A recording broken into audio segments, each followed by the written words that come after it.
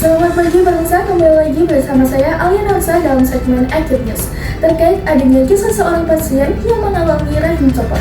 Kisah ini sebelumnya dibagikan oleh Dr. Gia Pratiwi pada podcastnya bersama dengan Raditya Dika.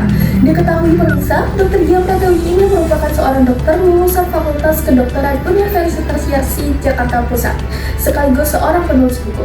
Ia menjadi sosok dokter terkenal dan kerap membagikan kisah-kisah yang pernah dialaminya selama bertugas sebagai tenaga kesehatan melalui media sosialnya. Pada podcastnya dengan Raditya Dika, ia mengaku kala itu mendapatkan pasien dengan kondisi rahim yang lepas. Kondisi ini dinilai tidak lazim. Kasus rahim copot dialami oleh seorang wanita yang baru saja melahirkan.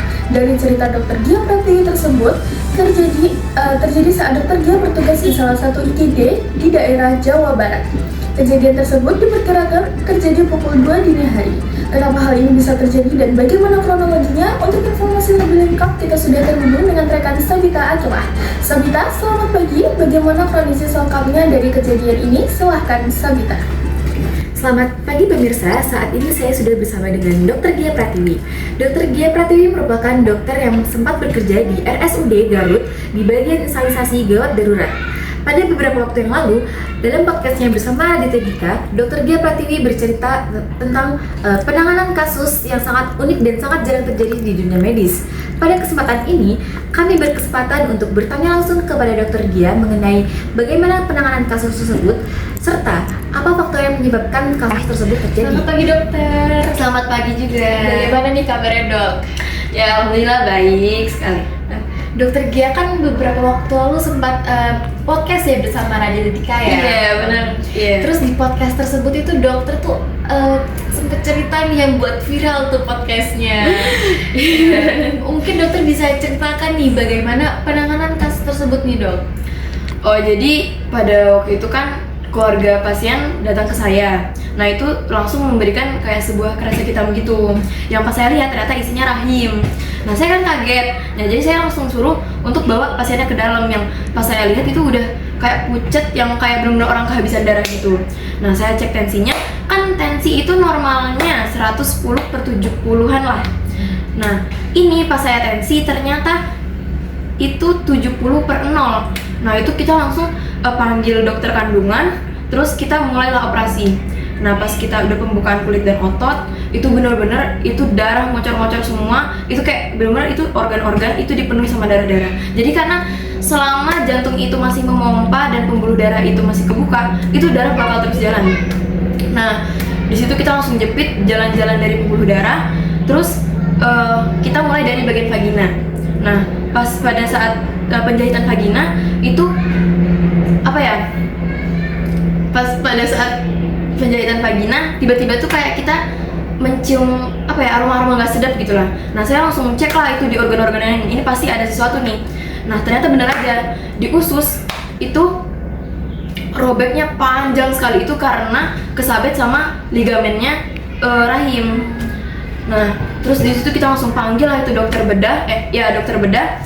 Terus akhirnya kita bagi tugas, dokter bedah yang tim-tim bedah itu di bagian usus dan kami yang tim-tim kandungan itu di bagian vagina. Nah setelah sistem-sistem rusaknya udah kita perbaiki, terus udah pada kering, kita transfusi darah 2 kantong lah, itu kita langsung tutup dan ibunya kita masukin ke ICU seperti itu. Tapi kasus tersebut tuh sangat unik ya dok. Iya di sini. Jadi itu unik banget sih. Nah, ini kami sangat penasaran nih, apa sih faktor yang menyebabkan hal tersebut itu bisa terjadi dok? Nah, gini, jadi sebelum ibunya datang ke kami itu, ke rumah sakit, itu tuh beliau udah melahirkan, tapi dengan bantuan paraji atau yang biasanya dikenal sama orang-orang tuh dukun beranak. Nah, pas sama dukun beranaknya ini, kan pas bayi-bayinya udah lahir, kan masih ada plasenta yang masih tertinggal di dalam yang harus dikeluarin. Plasenta itu yang biasa kita bilang ari-ari lah, ari-ari. Nah, seharusnya itu plasenta itu tuh dikeluarin, ditunggunya tuh 15 menitan lah. Karena plasenta itu tuh masih nyatu sama rahim. Nah, kemungkinan besar tuh mungkin parajinya ini tuh kayak nggak sabaran kali ya. Nah, itu langsung ditarik, terus tiba-tiba udah muncul aja tuh di vagina, ya tarik lagi keluar. Semuanya itu keluar, seluruh yang plasenta sama rahimnya tuh langsung keluar semua.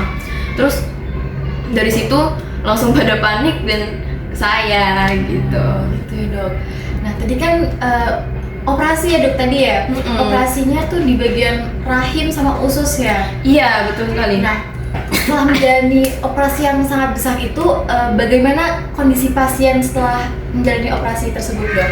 Nah itu setelah pas 4 hari pasca operasi, 2 hari ibunya masuk ke ICU dan 2 hari lagi di ruang perawatan biasa, itu alhamdulillah kondisi ibunya langsung menjadi semakin membaik dan udah diperbolehkan buat pulang seperti itu. Berarti setelah itu ibunya langsung sehat ya? Langsung sehat banget itu, langsung matur nuwun ke saya kayak, saya juga kaget kok 4 hari cepet banget gitu kayak, masya Allah sih.